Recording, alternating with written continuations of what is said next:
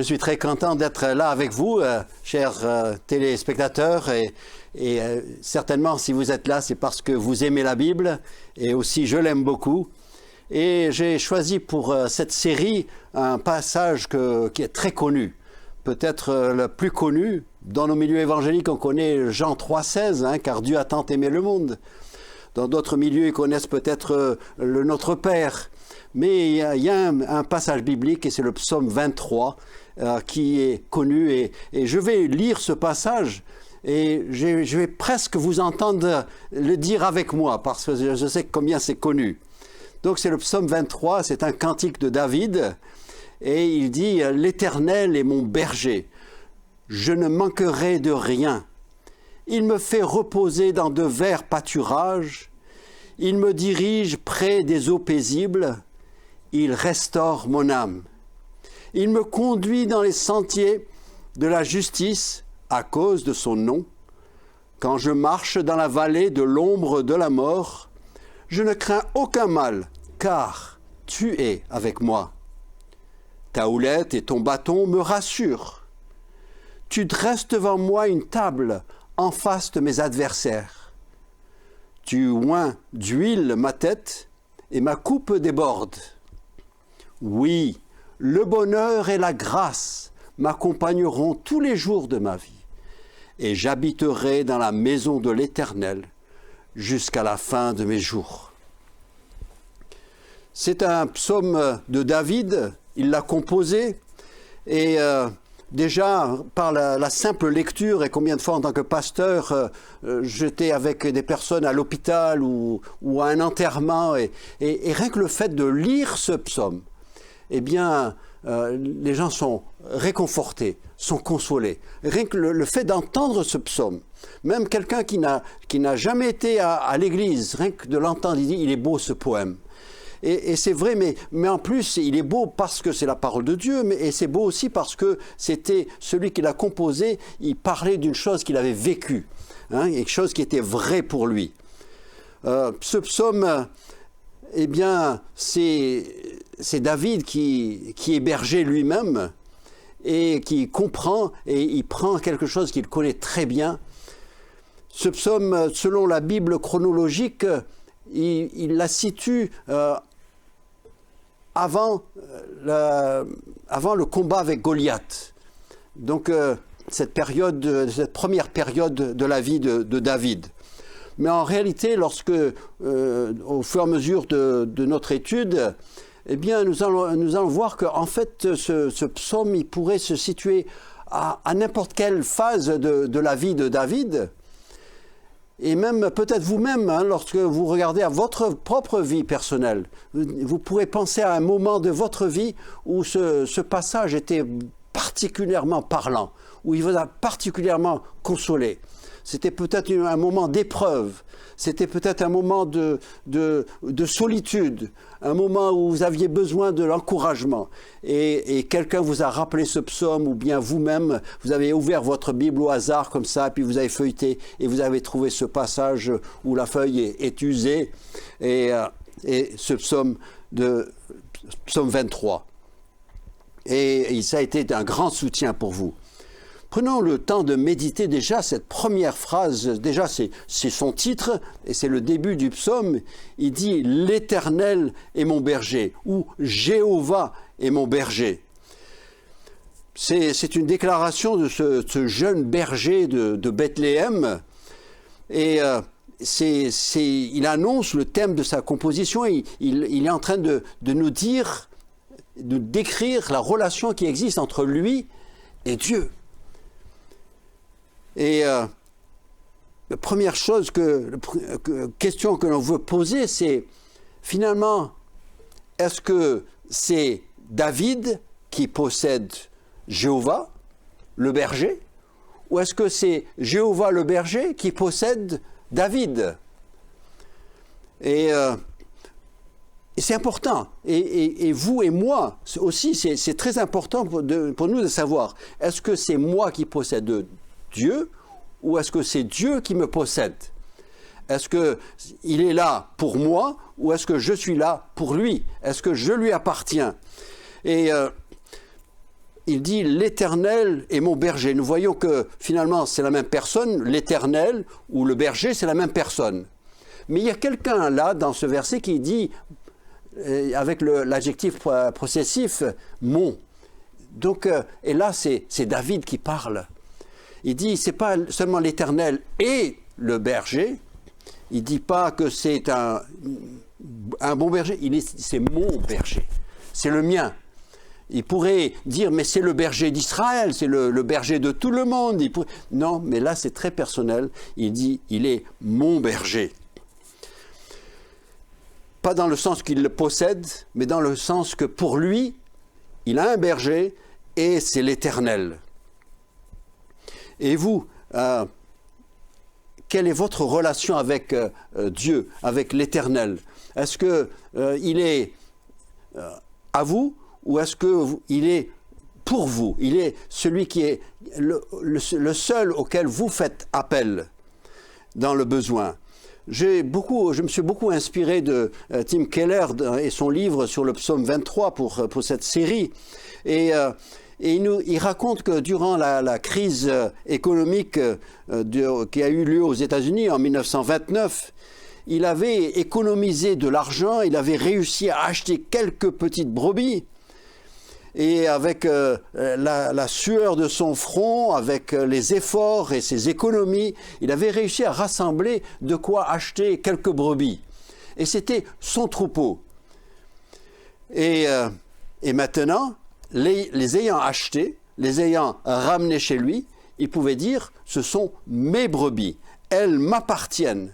Et c'était tellement vrai qu'il pouvait même dire, il pouvait même les marquer de son signe pour que tout le monde sache quelles étaient ses brebis à lui. Et n'est-ce pas ce que le bon berger a fait aussi, hein? Jésus-Christ lui-même dit, mais ces brebis-là que vous voyez, qui composent ce troupeau, eh bien, ce sont mes brebis. Je les ai achetées. J'ai payé un prix, un grand prix même. Il nous dit dans 1 Corinthiens, il nous dit, vous avez été rachetés à un grand prix. Vous êtes à lui. Et même Pierre, lui qui était un témoin oculaire du ministère de Jésus-Christ, eh bien lui, il dit, nous avons été rachetés non pas avec de l'or ou de l'argent ou des choses périssables, mais avec le sang précieux de Christ. Il dit, voilà le prix. Voilà, vous êtes à moi parce que je vous ai payé. Voilà le prix. Je l'annonce à tout le monde. C'est le prix que j'ai payé. Et en plus, et tellement il a payé cher, et ce qui est arrivé dans le jardin d'Éden ne va plus arriver. Il a dit, je les marque.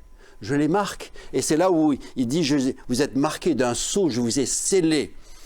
Hein, dans Éphésiens chapitre 1, verset 18. Il dit,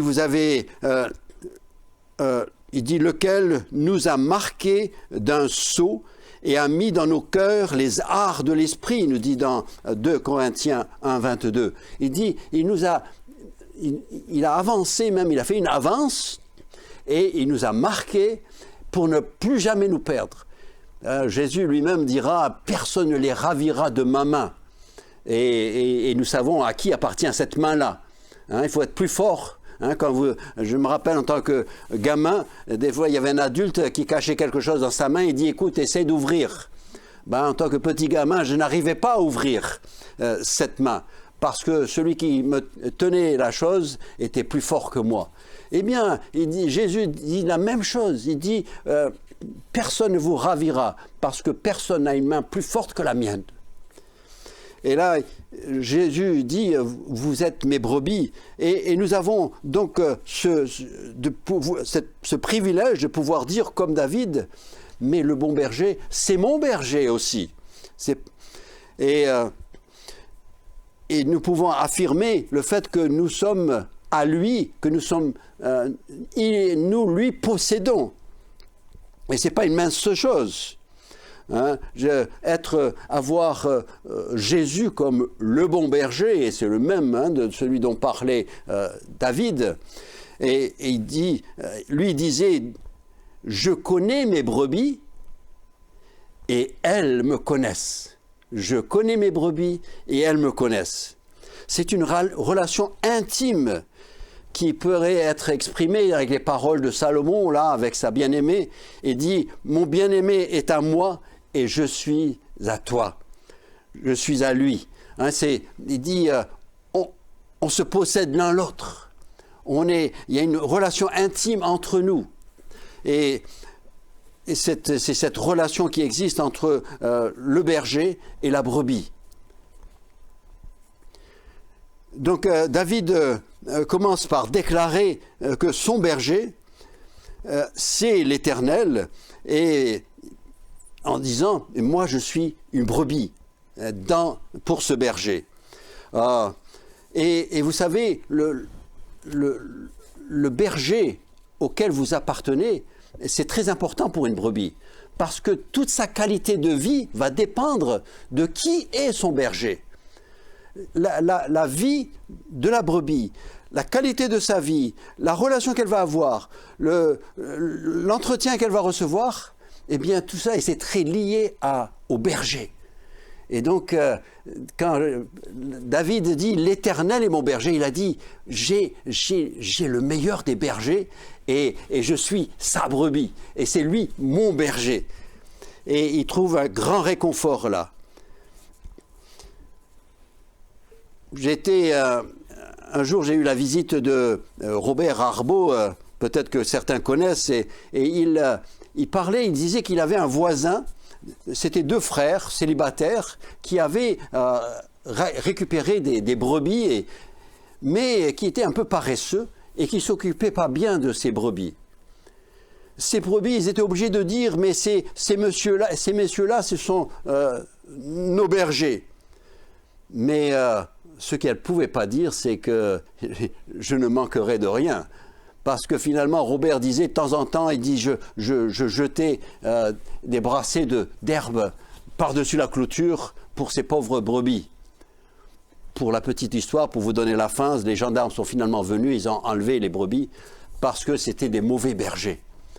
C'est important, David savait, il avait compris que qui j'ai pour berger, c'est pas seulement le fait d'avoir un berger, mais qui est mon berger. C'est très important. Et donc lui souligne, il met en valeur le fait, il dit, mais Jésus, l'Éternel, est mon berger.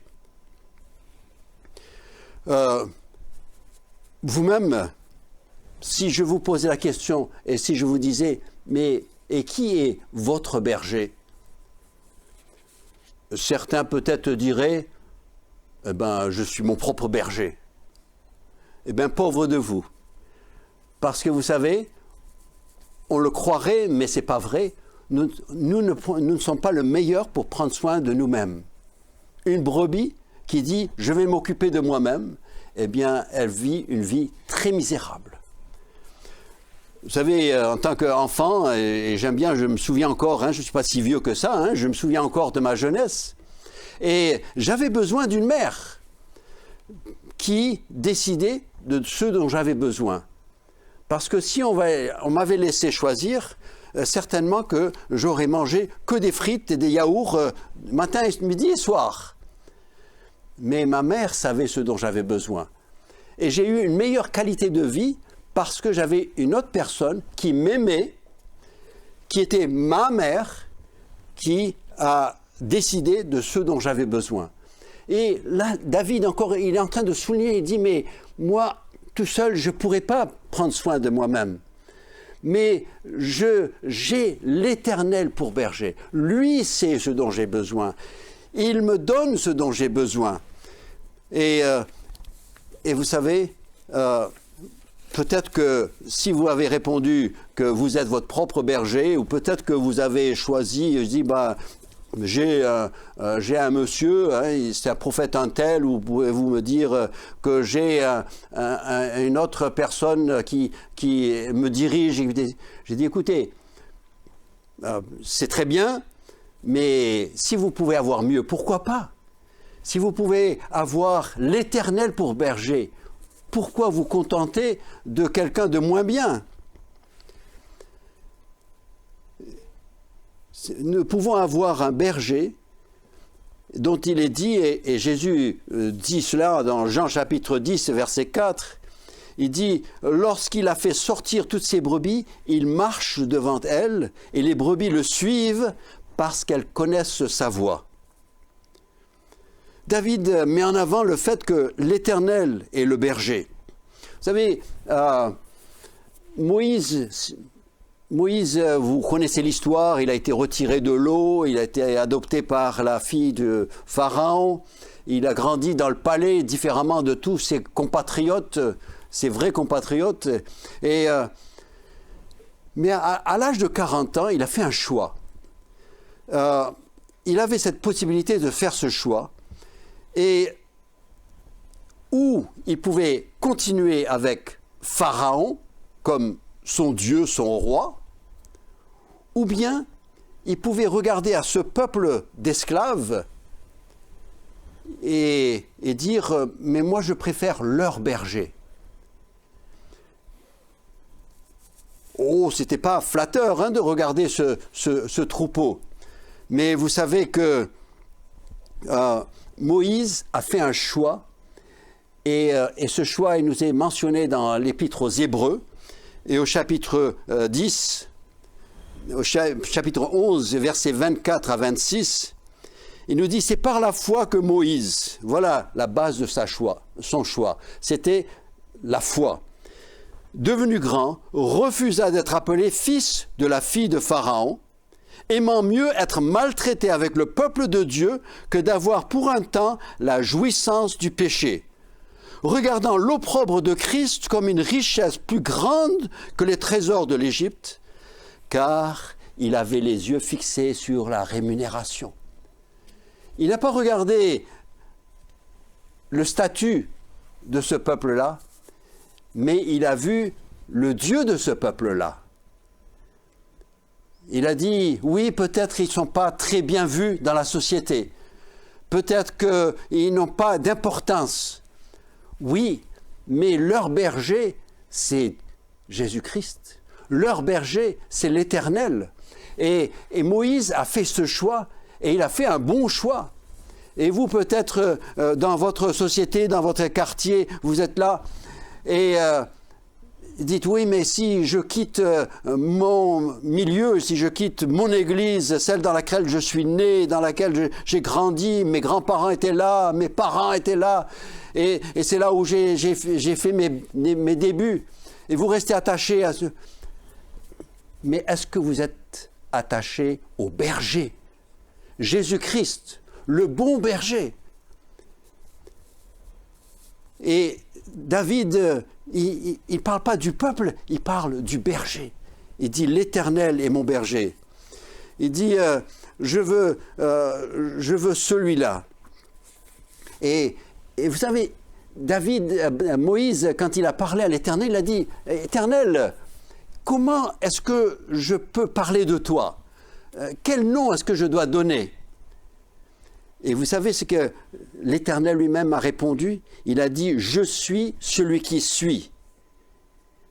Et il ajouta, c'est ainsi que tu répondras aux enfants d'Israël. Celui qui s'appelle je suis m'a envoyé.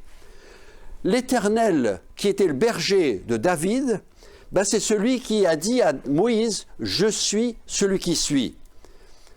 C'est très intéressant qu'il se soit donné ce nom-là. Parce que l'Éternel n'est jamais au passé, il n'est jamais au futur, mais il est toujours au présent. Il dit « je suis ». David disait en fait « je suis est mon berger ». Celui qui est toujours là est mon berger. Jésus dit lui-même, il dit « je suis le bon berger ». Et la traduction littérale, si je vais vous donner la traduction littérale mot pour mot, comment c'est écrit? Ça dit « je suis le berger, le bon ». Dans Jean chapitre 10, verset 11. Je suis, donc le « je suis » de l'Ancien Testament, suis le berger, le bon. Comment pouvez-vous trouver mieux? Et ce psaume 23, eh bien, il était le psaume de David, il était le cantique de David à son époque. mais il peut être aussi votre psaume.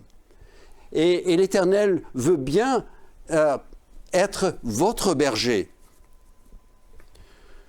Le rapport entre le psaume 23 et Jean chapitre 10 n'est pas tiré par les cheveux. Ésaïe chapitre 40, les versets 10 et 11 nous dit « Voici, le Seigneur l'Éternel vient avec puissance, comme un berger. Il paîtra son troupeau, il prendra les agneaux dans ses bras, il les portera dans son sein, il conduira les brebis qui allaitent. » C'est exactement, c'est toujours le même. Le psaume 40, c'est le psaume messianique. Hein. C'est le psaume qui parle de Jésus. Dans l'Épître aux Hébreux, Jésus est appelé le grand berger des brebis. Hébreux 13, verset 20. Et quand Pierre fait référence au jour où Jésus viendra, eh bien, il l'appelle le souverain berger. Dans 1 Pierre 5 et au verset 4, il dit il ne peut pas être plus grand parce qu'il est l'archi-berger. Hein, il est le plus grand de tous les bergers. Et vous imaginez avoir pour soi pas seulement un bon berger, mais le meilleur des bergers, le supérieur des bergers, le berger des bergers, il peut être votre berger. Et il veut l'être. Et il veut que vous puissiez vous adresser à lui et que vous approchiez de lui. Il dit, mais je t'ai déjà acheté, j'ai déjà payé le prix. Maintenant, viens vers moi. Je veux te recevoir. Je veux t'inclure dans mon troupeau. Pour juste rapidement vous dire un peu de quelle qualité est ce berger. Jésus a raconté cette parabole dans le psaume 15. Il a dit que même il avait une brebis à lui qui était égarée. Elle s'était égarée. C'est pas lui qui l'avait égarée. Elle s'était égarée. Elle était perdue. Il est rentré à la bergerie, il a compté et il est arrivé à 99 et ça s'est arrêté. Il en manquait une. Eh bien, Jésus est ce berger qui a laissé les 99 et il est ressorti jusqu'à ce qu'il la trouve. C'est ça, j'aime bien il dit, il l'a cherché jusqu'à ce qu'il la trouve.